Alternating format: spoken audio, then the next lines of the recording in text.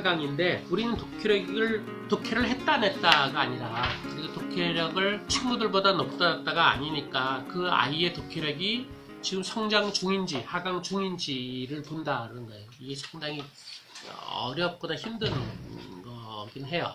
근데 그거를 내용으로 보기도 형식으로 보면 비교적 좀 낫다라는 거죠. 기본적으로 줄거리 5단계를 이제 최근에는 이렇게 쓰는데, 물론 저학년은 이제 3단계로 쓰기도 하고 뭐 그렇게 하는데, 5단계로 쓰면은 원래 소설은 발단, 전개, 위기, 절정, 결말이잖아요. 근데 그거는 상당히 구별짓기가 좀 애매해요. 그래서 어떻게 할까다가 제가 5단계로 5등분 하라 그래요. 그럼 200쪽이면 40쪽 정도 하는 거죠. 플러스 마이너스 이렇게 기역, 니은, 디귿, 리을, 미음 이래요. 쓰기 시켰더니 정말 독해는 못하는 아이일수록 이 격차가 커요. 5쪽, 10쪽에다 100쪽 이렇게 나오는 거예요. 이렇게 차이가 나오고 잘하는 애일수록 이게 비교적 큰 차이가 적어. 야, 저 신기하네. 정말 그러는구나. 잘 기억하는 애일수록 비슷하게 쪼개고, 물론 목차 안 보는 건 아니에요. 못하는 애일수록 이 차이가 크게 벌어진다. 이게 이제 점점 이쪽으로 가는 거예요. 자꾸 시키면 가긴 가요. 신기하게 애들이 그걸 의식하는 거죠. 그리고 이거를 왜 하냐면 이게 너무 길어라고 설명을 하면 애들이 생각보다 잘 안 받아요. 그냥 선생님 잔소리 중에 하나로 들어가고, 왜냐면 감이 없잖아. 이게 너무 양이 많아서.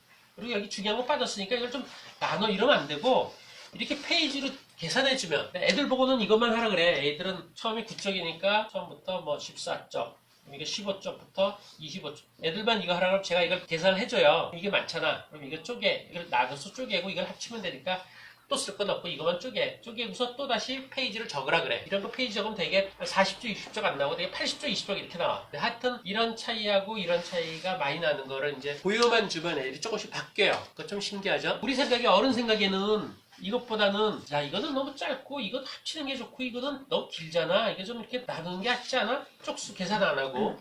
이러면 알아들을 것 같은데 생각보다 안 알아들어. 애들 기준이 명확한 거. 이 계산만 해주고 이거 쪼개 그러면 자기가 귀찮지만 또 쓰고, 그리고 이제 차츰 그렇게 바뀌는 거죠. 이게 가장 최근에 와서는 해요. 근데 높은 애들이나 잘하는 애들은 조금 이런 거 좀 불편해해요. 왜냐면 저렇게 5등분 쪼개는 게 아니라 발단 전개로 보는 거니까 그렇게 봐야 되는 건데, 그냥 늘상 그냥 시키고 잘하는 애들이 안 시키면 되는 거니까 저렇게 하는 것이고, 그 다음에 이제 인물 같은 거 재밌는 게, 인물을 평하라 그러거든요. 인물 서로 성격과 까닭을 쓰게 시키는데, 이 성격과 까닭이 이제 맞춰야 되는 거죠. 용감하다 그러면 가장 용감한 장면을 찾아야 되면서 이게 좀 맞아야 되는 거예요. 성격 자체도 드러나요. 성격이 약한 애일수록 우열 개념으로 많이 써요. 우열 개념이 뭐냐면 용감하다, 비겁하다, 똑똑하다, 멍청하다, 배려심이 많다, 이기적이다, 이런 식으로. 또 우리 성격 유형 보면 내향, 외향, 직관, 감정 이런 거는 우열 개념이 아니잖아요. 그냥 나는 거잖아요. 그렇죠? 그러니까 우열 개념이 아닌 형태로 성격을 쓰는 게 높은 수준이에요. 늘상 학교나 부모한테서 들은 얘기거든요. 이거를 연구원이 조사할 때 해봤는데 잘 안 나왔어. 인물 성격을 쓰는 것이 얼만큼 부모 영향을 받느냐 해가지고 부모가 어느 가치를 우선하느냐를 조사하고, 애들이 쓴 거를 주로 뭘 쓰는가. 생각보다 똑똑한 걸 가장 좋아해, 애들이. 똑똑한 걸 가장 좋아해. 늘상 받아서. 그래서 그러면 거꾸로 멍청한 거를 싫어하는 거니까 이 개념을 가장 많이 쓰냐? 특징이 아닐 때도. 그리고 부모가 그걸 강조하는 건데 부모가 솔직히 답을 안 해가지고 잘 안 나와. 거꾸로 얘한테 물어봐야 되나? 너희 엄마는 주로 무슨 얘기를 많이 하냐 물어봐야 될지 모르겠어. 해보고 싶어. 아마 짐작에 그러겠죠. 책에 나오는 성격의 특징보다는 내가 갖고 있는 인물의 이걸로 쓰는 경향이 많아요. 이게 낮은 단계지, 낮은 단계. 높은 단계는 이제 내가 들은 거 상관없이 여기서 쓰겠죠. 쓰면서 이럴 때면 당당하다 이런 걸 쓰는 거야. 당당하다. 당당하다 같은 건 이제 우열 개념에 당당하지 않다도 있지만 그렇게 반대 개념 잘 안 쓰니까. 그리고 아이마다 이제 달라질 수 있는 거. 그러니까 아이가 소심하면 똑같은 행동인데도 자기 기준에서 보는 거니까 걔는 좀 배려심이 많다는 것이고, 애가 좀 과감한 애는 좀 우유부단하다. 이렇게 자기 성향에 따라서 지금 볼 정도로 달라지는 경우가 이제 높은 형태의 수준일 거예요. 내가 그 아이 성향을 알아가지고 걔가 저렇게 봤으면 말돼. 본인이 워낙 활발하니까 너무 내성적이야라고 쓰는 건 말되는 거죠. 그런 거는 이제 높다고 보는 것이고, 또 하나 그거보다 더 같다는 거는 생각하기 싫은 애일수록 주변 인물 갖고 써요. 그리고 주인공 쓰는 경우, 주인공은 대체 성격이 복잡해요. 사건도 많고 일도 많잖아. 그리고 주인공은 특히 성격이 변하잖아요. 소설이 성장 소설이니까 이를테면 소심한 아이가 용감한 아이로 바뀌는 거거든요. 어떤 계기를 통해서. 주인공은 성격이 복잡할 뿐더러 성장해요. 심지어는 이중 성격을 갖고 있어요. 그렇죠? 부끄러우면서도 어떤 경우에는 과감할 수 있고 이런 게 주인공이거든요. 그러니까 인물 쓰라가 복잡하니까 주변 인물 써야. 그렇죠? 주변 쓰면 내 생각이 싫은 거야. 주인공이나 부주인공일수록 그걸 붙잡고 애써서 쓰려고 애를 쓰는 거잖아요. 저런 애들이 현재 애쓰고 있는 것이고 주변 이름을 쓰면 지금 귀찮아하는 거야. 그럼 저걸 보고서 하는 거죠. 제가 요새 지쳤거나 그러면 냅두는 것이고 아닌 것 같으면 압력을 주지. 무조건 안 돼. 아무리 생각 많이 해도 주변 인물은 안 돼. 주인공 써라라고 욕을 하는 거거든요. 사건도 마찬가지예요. 사건도 우리가 의문 가지라 그러면 이제 가장 쉬운 게 아까 말한 대로 기억니은 티글 있잖아요. 기억니은 티글, 리을, 미음 있는데 이게 발단, 전개는 꼭 아니어도 위기, 절정, 결말 그럴 때 여기에서 의문을 가지라 그래. 그러니까 주로 이따가 초점을 두라는 얘기거든요. 실제로 그를 못하거나 그런 애일수록 여기에다 의문을 둬요. 발단과 결말. 이게 뭐냐면 연속 보는 것처럼 그 전에 무슨 일이 있었지? 그 다음에 무슨 일이 있지? 제일 쉬운 게 그 다음에 무슨 일이에요. 그 다음에 무슨 일이 있었지? 멍청시 부부 이야기 같은 거 갖고 쓸 때 그 멍청시 부부가 결혼해서 낳은 아이도 멍청할까? 그 책하고 전혀 상관없는데 책 밖에 얘기를 주로 쓰는 거. 책에서 가장 힘든 걸 갖고 붙잡는 게 어려운 거예요. 그러니까 주로 어디에 초점을 두고서 글을 많이 썼지. 이런 걸 보고서 이제 형식적으로 아이가 지금 좋아지는가. 옛날에는 안 그랬는데 지금 이렇더라 그럴 때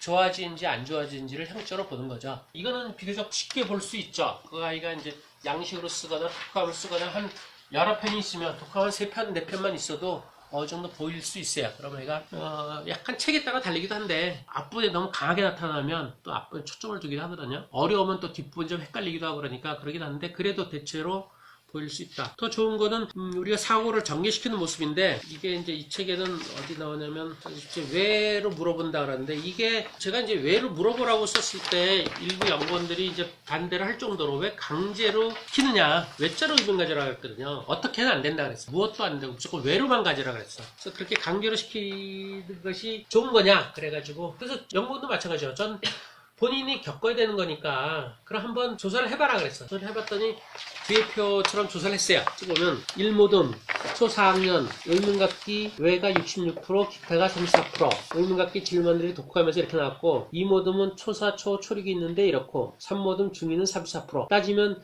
학년이 올라갈수록 줄어들죠. 그쵸? 이 재밌는 게 시험 때 보면 시험 후에 확 줄어요. 시험 후에 외자가 줄어, 외자가. 외자도 줄고, 학년 올라가면서 외자가 줄어, 정말. 이런 거 보면서, 외자가 실은 더 근본적이죠. 아무래도. 어떻게든 되게 책에 답이 나오거든요. 우리는 의문이 책에 답이 없는 걸 하라 그러거든요. 의문을 가지라 할 때, 그때 말한 대로 외자로 갔는데, 왜 말고 어떻게든 되게 책에 답이 나온다. 근데, 너는 책을 줄거리 기억 잘하잖아. 굳이 뭐, 책에 답이 나오는 걸 굳이 물을 필요 없잖아. 그렇게 해서 이제 이쪽으로 가죠. 애들 툴툴거리는 여전히 있어요. 그래서 강제로 외자를 갖게 시켜요. 외자를 갖고 지금은 강제로 갖게 시키는데도 독한 보면 이렇게 섞여 나올 때가 있긴 있어요. 근데 양식으로는 무조건 외자로 갖게 시키죠. 아주 약한 애 아닌 이상. 근데 독한 보면 이것도 차이가 날 거예요. 이게 간간히 들어간 애들이 좀 있어. 그런 약한 것이고 일단 외자를 시키고 그 다음에 답을 쓰고 그 다음에 답에 대해서 또 질문을 만들어요. 이게 상당히 힘든 과정이에요. 이게 힘들고 실제로 어렵고 사고 전개가 이제 의문 쓰고 답 쓰고 또 의문 쓰고 이래요. 그렇죠? 물론 이게 형식적으로 가기도 해요. 아무 생각 없이도 가요. 이게 버릇이 들면 그냥 내용이 그 얘기인데 계속 이렇게 쓰는 경우도 있어요. 그래서 저희는 인정해 주는 건 이게 뭐에 배는 형태. 내가 답을 어떤 식으로 쓰더라도 그거에 대해서 다시 또 의문을 가질 수 있다라는 거. 이거는 사고를 단정적으로 말란 얘기거든요. 내가 답을 써놓고 초기 애들은 다 그래요. 답을 썼어요. 그리고 의문이 없어요. 그러잖아. 이미 다 정리가 됐어요. 이게 끝이에요. 나름대로 이게 내가 생각한 최대의 답이니까 정리했어. 근데 어떻게 또 의문을 가져야 그래. 근데 그 의문 갖는 건 기본적으로 그냥 뒤집으면 되거든요. 멍청시 같은 거 멍청시는 멍청하다. 멍청시는 멍청하다. 그러면 왜 멍청할까? 멍청하게 태어나서. 그러면 끝이야. 그래도 의문 가지라고 하면 어떻게 하죠?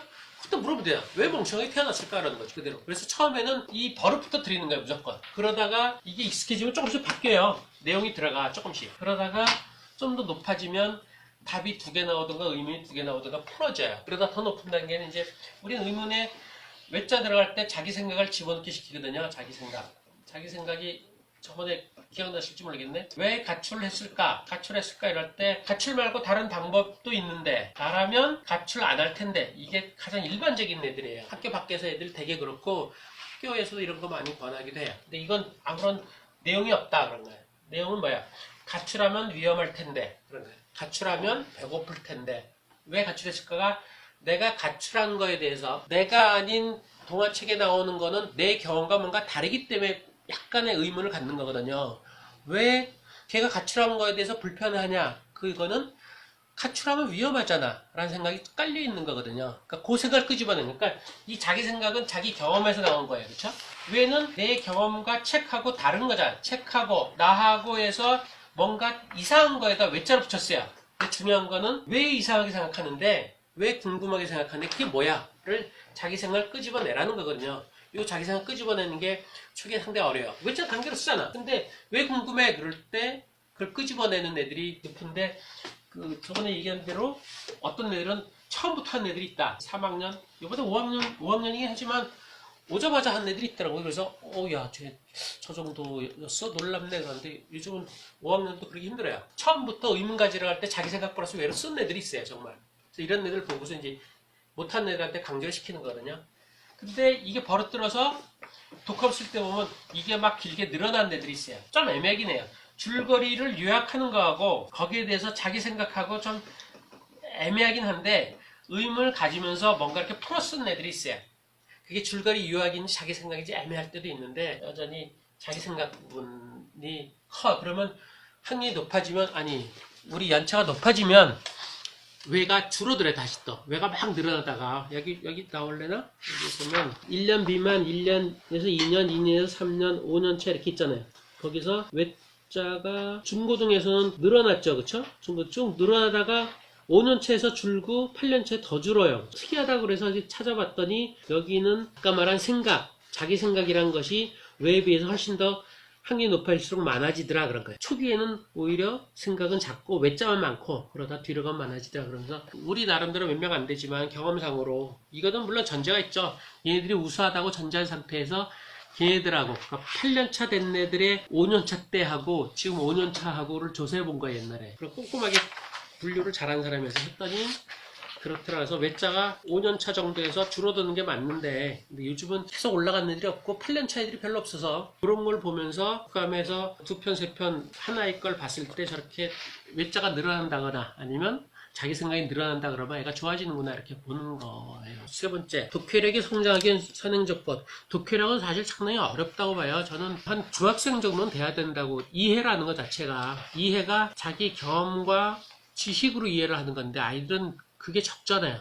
어른들은 기억을 못하고 이해를 잘하는 거라면 아이는 반대인데 어른 기준으로 그대로 아이도 이해를 하라고 요구하니까 이해는 못한다고 전제를 많이 해요. 특히 초등학생은 이해를 못하는, 기억을 하는 거야. 기억을. 통째로 기억을 하는 것이지 굳이 분류를 한다면 처음에 기억력이 1, 2, 3학년이면 4, 5학년은 사고하는 것이고 의문 갖는 것이고 중학생쯤 돼야지 이해가 가능하다. 특히 사춘기를 지나야 돼요. 사춘기까지가. 그래서 굳이 한다 그러면 그 선행적부도로 기억력 사고로 얘기할 때 기억력은 기억을 하는데 그 세부 내용을 앞뒤 맥락에 맞게 기억을 해야 돼요. 그게 생각보다 좀 어려워요. 여기 보면 재밌는 거 하나 쓴 거 있어요. 해바라기 갓정이라는 책인데 조금 설명했죠? 갓정은 할아버지 댁에 가야 하는데 마음이 무겁다. 외할머니한테 친가 식구들이 못되게 구는 사람이라는 말을 많이 들었기 때문이다. 그런 말을 들을 때는 술 때문에 부부싸움을 한 날이다. 이어서 어머니 어린 시절과 결혼 초기 등 과거 이게 5쪽 정도 나온다. 그리고 그 다음에 할아버지 댁에 있는 하코다테에 도착한다. 이걸 갖고서 그때 뭘 하느라고 해바라기 갓장의 앞부분 41쪽에 49쪽을 읽어주고 네 부분으로 나눠서 짧게 요약하라고 했어요. 그랬더니 제대로 듣지 못한 애들은 과거와 현재를 혼동하고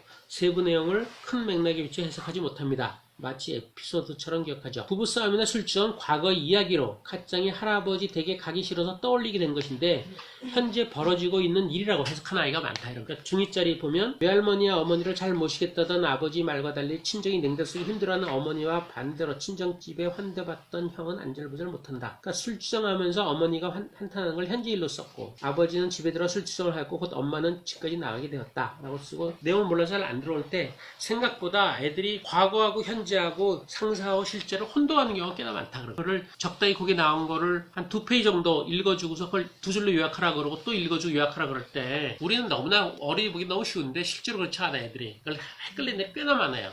상상하고 현실 헷갈리고 과거 현재 헷갈리고 그런 애들은 이제 그거를 되게 힘들게 해석을 하겠죠. 그거는 해봐야 더 실감나는데, 야, 정말 책을 저렇게 보는구나. 그러니까 애들은 여러 번 읽어야 돼, 여러 번. 여러 번 읽으면 이게 현실하고 과거가 다르다는 걸 그때 알고, 상상이 다르다는 걸 알고 이러는 거거든요. 이거 별로 그렇게 어려운 책 아닌데, 그리고 실제로 이런 거는 그림책 할 때처럼 별로 좋은 게 아니죠. 과거 얘기가 중간중간 들어가는 애들은 상당히 어려운 거예요. 명확히 구별돼야 돼요. 기본적으로 시간의 흐름대로 쭉 가야 되고, 중간에 과거 얘기 들어가는 건 아주 불편해요. 좀 저런 걸 과거로 잘 못 받아들이는 형태예요. 로알드 달 얘기처럼 과거 얘기를 따르게 풀어가야죠. 어른이 누군가가 애한테 얘기를 해주는 것처럼.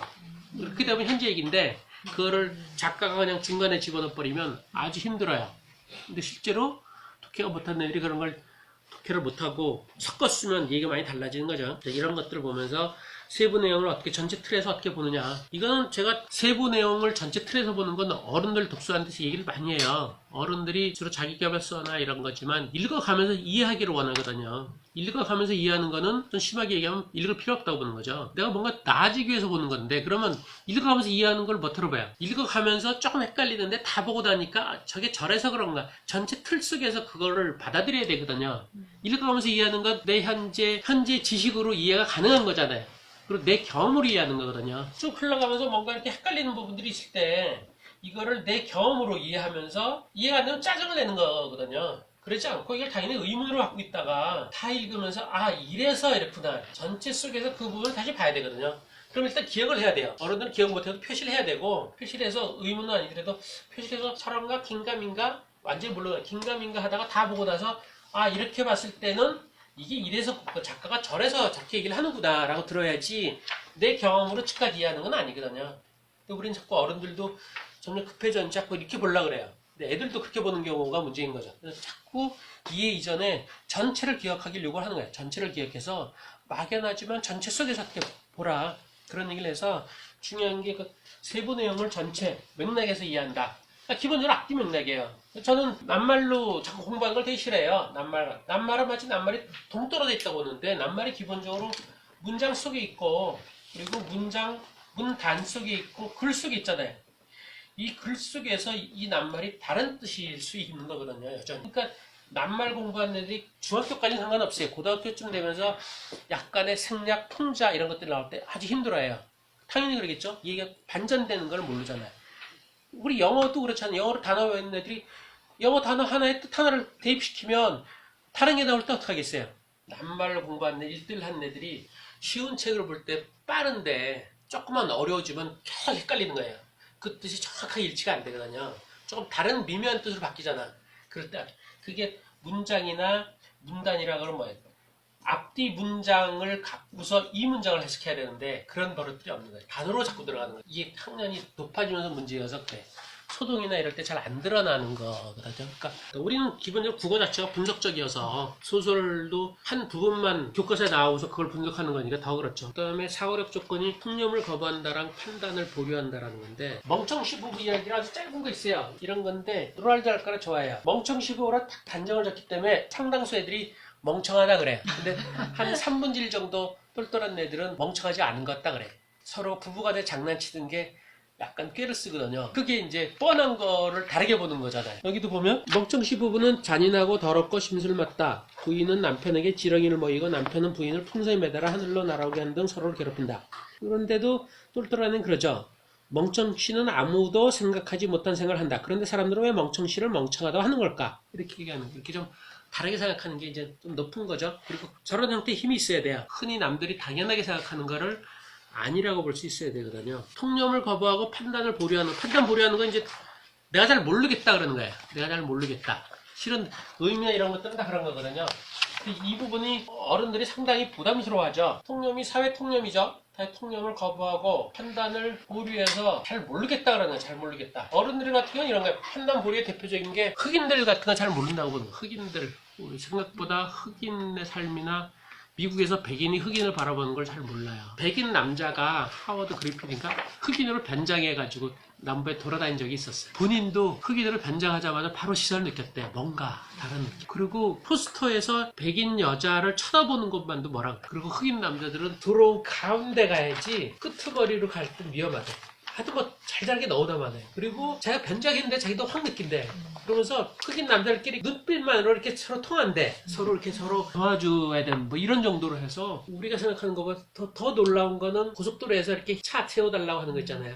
한 10번쯤 얻어 탔는데 거의 한 번 빼놓고인가 거의 대부분 다 그 섹스에 대해서 물어보대. 개성으로 안 보고 흑인 남자 스테레오 타입으로 보잖아요. 그죠? 그런 것들이 통념이거든요. 근데 상당히 강한 통념이에요.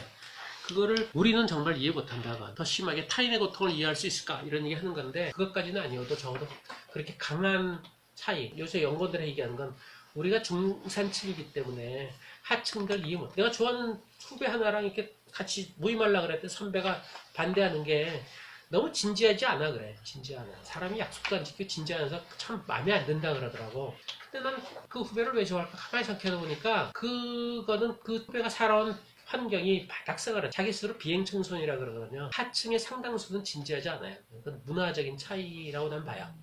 진지한 거는 중산층의 전형적인 사고방식이에요. 하층은 진지하면 위험해요. 집단적으로 보면 그 동남아시아의 산악지대에 사는 사람들은 되게 농경지대니까 이렇게 국가들이 이르면 이게 농사를 지어야 되니까 백성들을 끌어모아요. 그래서 강제 노동을 해야 되잖아. 그럼 요 사이에 사는 사람들, 경계선에 사는 사람들이 산악지대 같은 데 도망가 살잖아.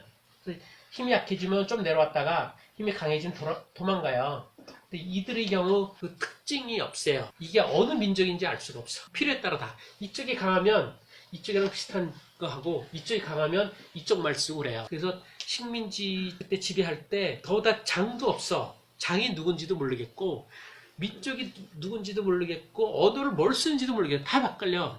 왜 그러겠어? 규정되면은 자기네가 통제받을 가능성이 많으니까 계속 헷갈리는 거거든요. 나쁘게 뭐해 얘들은. 뭐 진지하지 않고 뭐가 없는 거 성격이 없는 거거든요. 하층일수록 성격이 뚜렷한 건 곤란해요. 진지하다는 건 어떤 안정적인 형태의 성격에서 발휘가 되는 것이고 불완전할 때는 그런 느낌이 없는 거예요. 그러니까 그런 측면이 좀 있어가지고 어쩌면 그런 거 아닐까. 근데 난 그걸 어느 정도 약간 받아들이는 거 약간 그런 측면이 있어서 별로 불편하지 않은데 내가 좋아하는 다른 선배는 무척 불편하더라. 그것 때문에 너무 진지해. 저도 불만이 그다음에 너무 진지하지 않은 건 맞아. 근데 그거랑은 별개라고 생각했는데 그 선배는 그것 때문에도 같이 만날 필요가 있을까? 이런 정도로 생각하는 게 있어요. 그것보다 우리가 생각하는 거 여러분들이 여자인 것처럼 그리고 우리는 인종차별이 별로 없으니까 계급차별은 좀 있다고 봐요. 우리는 중산층 단계이기는 중산층. 서울에 있고 시골 잘 모르고 이를테면 지방대 아니면 제가 상지대 수업할 때 보면 지방대들 나름대로 독특하게 차별받는 성향이 상당히 강해요. 지방대 차별. 그런 측면으로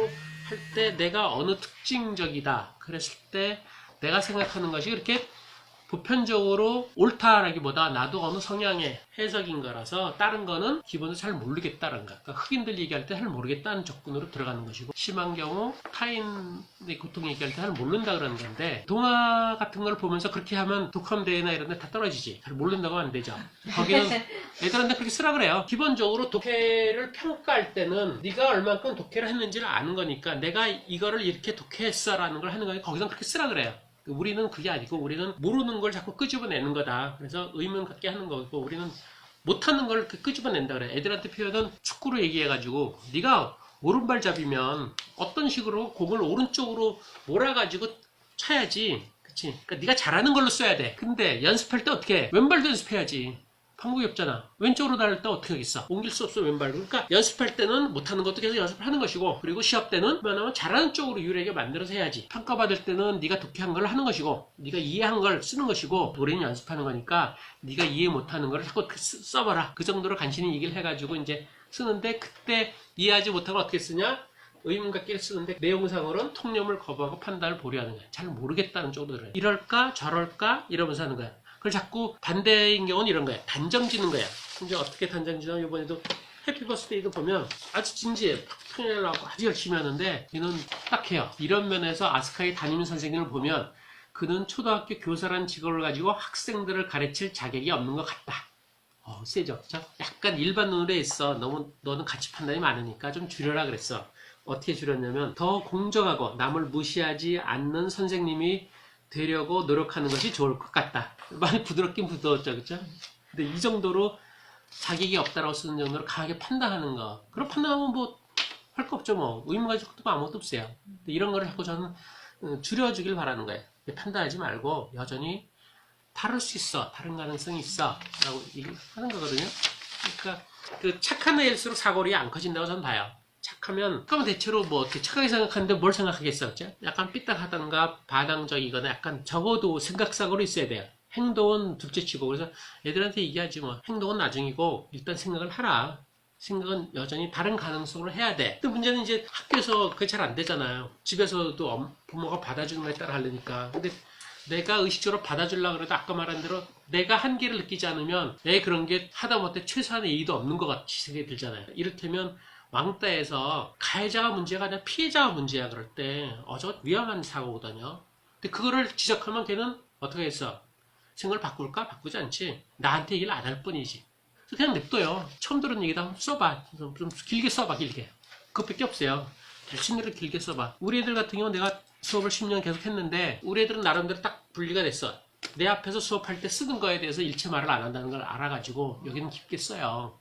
일상에서는 나랑 얘기할 땐 그렇게 얘기도 안 할 뿐더러 일상 얘기도 하지만 내가 논리가 세니까 나랑 잘 얘기 안 하려고 그래. 밀려서.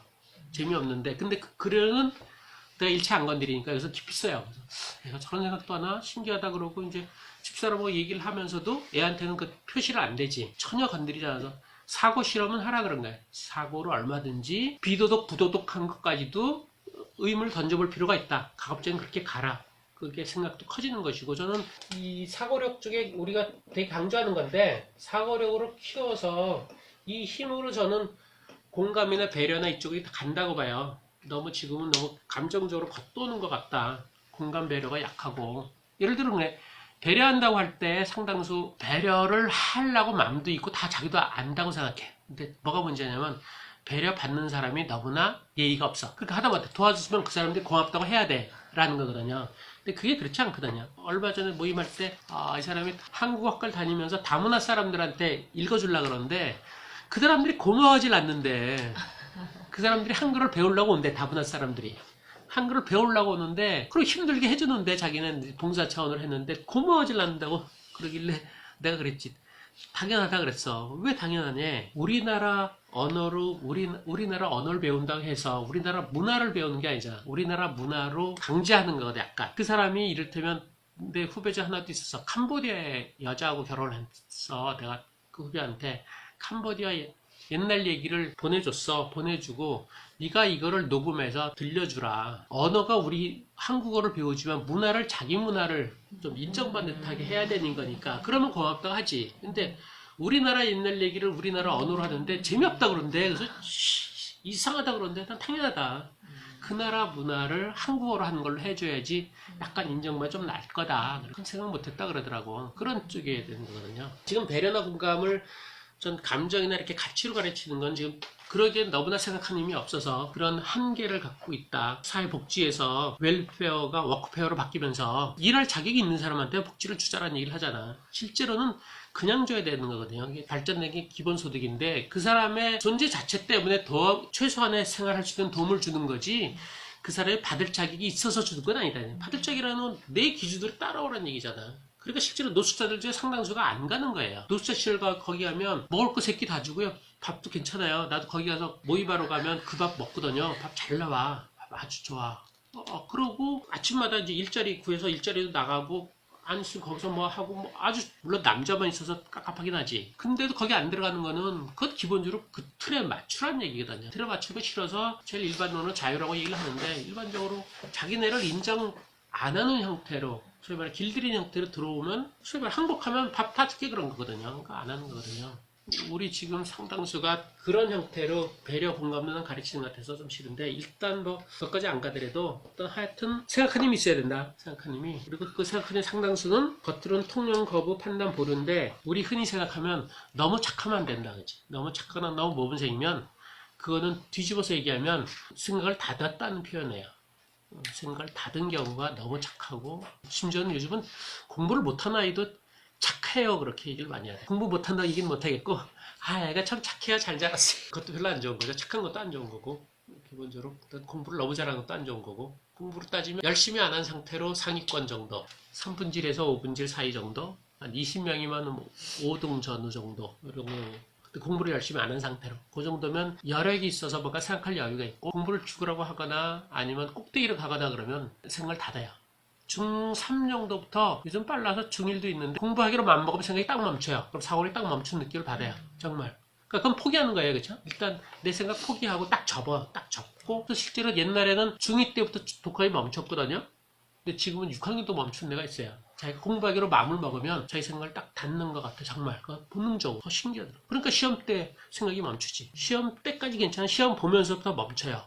그래가지고 시험 끝나고 나면은 외자가 줄어드는 거나 이렇게 나타나. 그리고 힘들어했고 어떻게 쓰면 안 되고 막 징징거리고 내가 시험 끝나고 나서 2주 이상씩 공부하니까 사고력이 생각보다 천이라 고상한 게 아니라 기본적으로 자신이건 주변이건 뭘 생각하는 거잖아요.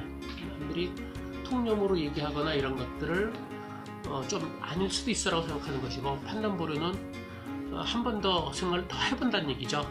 행동하거나 결정 내리기 전에 아까 말한 것처럼 뭐 선생님 자격 없어 이렇게라고 생각이 떠오르더라도 한 번 더 생각해보는 거 이런 것들이니까